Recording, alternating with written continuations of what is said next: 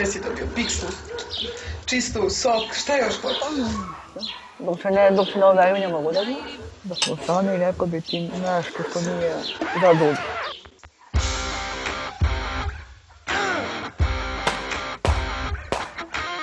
Ja sam najnormalnije sedela i ručala i vidim kroz prozor. To je od mene iznenađenje. Imam još jedan. I onda sam sa sve mojim ručkom potrčala napolje i... Nemoj slučajno ručak dostaviš. Nikako da ostavim ručak.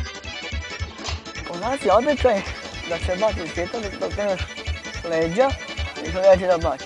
Tako da sam morala da mu bacim. 3, 4, sad! Ali onda sam jedan put čula... Imam još jedan za tebe, da li možeš da mi se čekaš minut. Ne vidiš da se udržam. Što ću ti još dati? Da li želiš udržam? Da li želiš? Znam. Što ću ti još dati?